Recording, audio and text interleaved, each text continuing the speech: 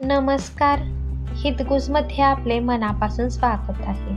आज आपण शाकंभरी नवरात्रोत्सवानिमित्त शाकंभरी देवीची अवतार कथा म्हणजे शाकंभरी देवीने अवतार का घेतला, त्याच्या पाठीमागे कारण काय आहे आणि महाभारत काळापासून स्थित असलेली शाकंभरी देवीची 3 शक्तिपीठे या शक्तिपीठांविषयी अधिक माहिती जाणून घेणार आहोत.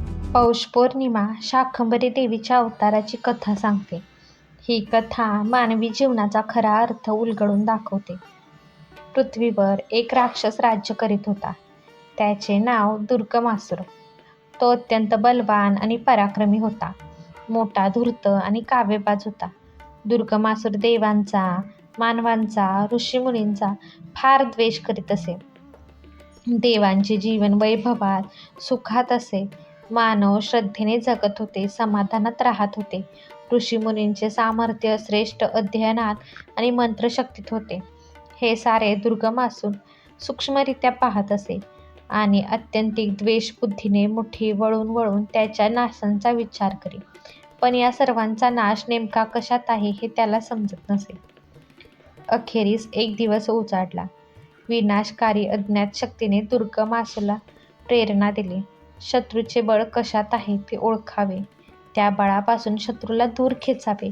शत्रू निर्बळ आणि हतबल झाला की त्याची हत्या करावी, विजय मिळवावा. दुर्गमासूराने या दुष्टनीतीचा अवलंब करण्याचे ठरवले. दुर्गमासूर हिमालयावर गेला.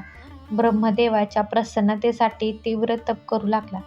त्याच्या तपस्येने ब्रह्मदेव प्रसन्न झाले आणि समोर प्रकट होऊन म्हणाले, असुरा, मी प्रसन्न आहे, वर माग. हात जोडून असुर म्हणाला, देवा, संपूर्ण वेदांचे ज्ञान माझ्याकडेच असावे. संपूर्ण मंत्रशक्ती ज्ञानासह माझ्या हातात यावी. देवतांना मी पराभूत करावे. ब्रह्मदेवानी राक्षसाची धूर्तता जाणली. ते हसले आणि म्हणाले, तथास्तु. ब्रह्मदेवांचा एकच शब्द तथास्तु, पण या एकाच शब्दाने या संपूर्ण सृष्टीमध्ये भयानक विनाशकारी शक्ती निर्माण केली. देव, मानव आणि ऋषी यांच्या जीवनाला आधार देणारे, मनाला चैतन्य देणारे संपूर्ण वेदज्ञान त्यांच्यापासून निघाले आणि दुर्गमासूराकडे आले. ओजस्वी मंत्रशक्ती सामर्थ्यासह निघाली आणि असुरामध्ये प्रविष्ट झाले. सृष्टीमधील चैतन्य संपले, शक्ती संपली, सामर्थ्य लोप पावले. देव, मानव आणि ऋषीमुनी तेजोहीन झाले, प्रभाहीन झाले, शक्तिहीन झाले, हतबल झाले. वरदानामुळे शक्तिसंपन्न बनलेला दुर्गमासूर हाहाकार करीत आला आणि त्याने सर्वांचा पराभव केला. सर्वांना हाकलून लावले. संपूर्ण जगावर अन्यायाची, असत्याची सत्ता सुरू झाली. अत्याचारांना ऊत आला. दुर्गमासूर उन्मत्त, बेफाम झाला. मानवांच्या हत्याकांडांचे भयानक पर्व सुरू झाले. अखेर सर्व देव, ऋषी आणि मानव स्वतःला कसेबसे वाचवीत अरण्याकडे धावले आणि गहन अरण्यातील खोल गुहेत शिरले. तेथे लपून बसले. उंच उंच पर्वतांमध्ये दडलेल्या गुहेकडे असुरांचे लक्ष गेले नाही. बाहेरील जगात क्रूर राक्षसांचे थैमान चालू होते. इकडे गुहेच्या आत जीवनाचे नवे पर्व उदयाला आले. सामर्थ्यहीन, ज्ञानहीन, तेजोहीन झालेल्या सर्व देव, मानवांनी, ऋषींनी श्रद्धेची कास धरली. एक वेळ बाहूतील शक्ती नष्ट होते, एक वेळ बुद्धीचे सामर्थ्य नष्ट होते, पण मनामध्ये खोलवर रुजलेली श्रद्धा कधीतरी नष्ट होणे शक्य आहे का? नाही. ही निमालेली श्रद्धा या अंधारी गुहेत जागी झाली.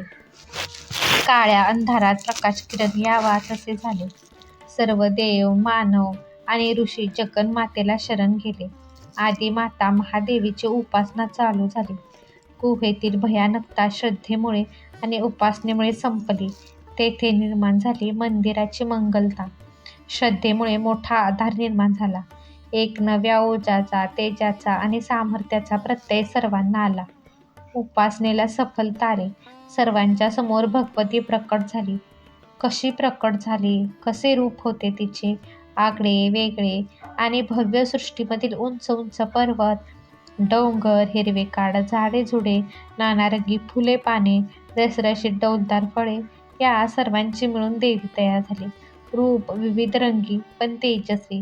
जिकडे पाहावे तिकडे देवीचे तेजस्वी डोळे दिसत होते. सर्वजण तिला शताक्षी असे म्हणू लागले. देवीच्या 100 नेत्रांमधून कृपामुद्राचा वर्षाव होऊ लागला. या वर्षावामुळे सर्वजण उल्हासित झाले. नवा जोम आला, नवे जीवन मिळाले. देवीने अनेक प्रकारच्या भाज्या, फळफळावळ आणि अन्न तयार केले. अनेक रुचकर पदार्थ तयार केले. आईच्या मायेने सर्वांना पोटभर खाऊ घातले, सर्वांना तृप्त केले. या देवीला सर्वजण शाकंभरी देवी असे म्हणू लागले. यानंतर देवी गुहेच्या बाहेर आली. तिने गुहेच्या तोंडावर मोठे तळपते चक्र ठेवले. या चक्रामुळे गुहेतील सर्वांचे रक्षण होत होते. देवीने आपले शस्त्रे अस्त्रे बाहेर काढले आणि तिने दुर्गमासुराला युद्धासाठी आव्हान दिले. दुर्गमासुर आपल्या सैन्यासह लढू लागला, पण देवीच्या समोर कोणाचाही टिकाव लागला नाही. राक्षस आणि सैन्य पूर्णपणे मारले गेले. जगावरील मोठे संकट नाहीसे झाले. सर्व ज्ञान मंत्र सामर्थ्यासह देवांकडे, ऋषीमुनींकडे आणि मानवांकडे परत आले. देवी त्यांना म्हणाली, हे श्रेष्ठ ज्ञान आहे, हीच माझी वाणी आहे, ही माझी मंत्रशक्ती आहे, हेच माझे एक स्वरूप आहे. ज्ञानाची उपासना करा, मंत्रशक्तीची आराधना करा, हीच माझी खरी उपासना आहे. तुमचे कल्याण हो. एवढे बोलून देवी अंतर्धान पावली. शाकंभरी देवी ही खऱ्या अर्थाने माऊली देवी होती. तिने सर्वांचे रक्षण केले, पालन पोषण केले, खऱ्या आराधनेचा मंत्र दिला आणि जीवनातील श्रेष्ठ मूल्याचा संदेश दिला. म्हणूनच पौष पौर्णिमेला शाकंभरी देवीची उपासना केली जाते. आता आपण पाहूया महाभारत काळापासून स्थित असलेली शाकंभरी देवीची 3 शक्तिपीठे. शाकंभरी देवीची 3 शक्तिपीठे आहेत. पहिले राजस्थानच्या सीकर जिल्ह्यातील उदयपूर वाटीजवळ सकराय माता नावाने ओळखली जाते. दुसरे देखील राजस्थानमध्येच आहे, मात्र ते सांभर जिल्ह्यात समीप शाकंभर नावाने स्थित आहे. तिसरे स्थान उत्तर प्रदेशातील मेरठ येथे सहारनपूरपासून 40 किलोमीटर दूर स्थित आहे. पहिले शक्तिपीठ असे म्हटले जाते की महाभारत काळात पांडव आपल्या नातेवाईकांच्या हत्येचे पातक विमोचनासाठी अरावली नामक पर्वतात राहिले होते. तिथे युधिष्ठिराने माता शर्कराची मूर्ती स्थापन करून तिची पूजा केली होती. ती आता शाकंभरी देवी म्हणून ओळखली जाते.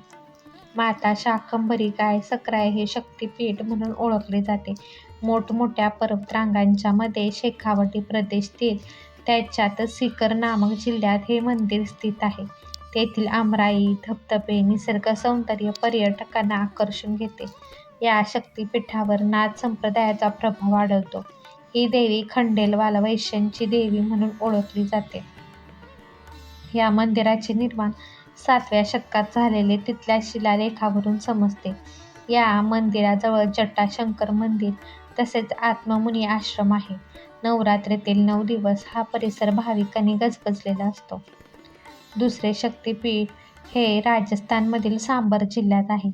ते तेथील प्रसिद्ध देवस्थान आहे. देवीच्या नावावरून जिल्ह्याचे नामकरण झाले असेही म्हटले जाते. याच नावावरून तिथे प्रसिद्ध धबधबा आहे. महाभारतानुसार हे क्षेत्र असुरराज वृषपर्वाच्या साम्राज्याचा एक भाग होता. तेथे असुरांचे गुरु शुक्राचार्य यांचा मुक्काम असे. याच ठिकाणी त्यांची कन्या देवयानी आणि ययाती यांचा विवाह पार पडला होता. त्याच जागेवर शाकंभरी देवीची स्वयंभू मूर्ती सापडली होती. तेच आज देवस्थान म्हणून प्रसिद्ध आहे.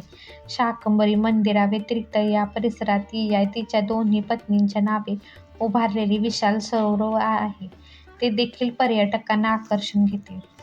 तिसरे शक्तिपीठ हे उत्तर प्रदेशातील मेरठ जवळ स्थित आहे. या ठिकाणी शाकंभरी देवी, भीमादेवी, भ्रामरी देवी, शताक्षी देवी यांची मंदिरेही स्थित आहेत. तिथे शाकंभरी नाव.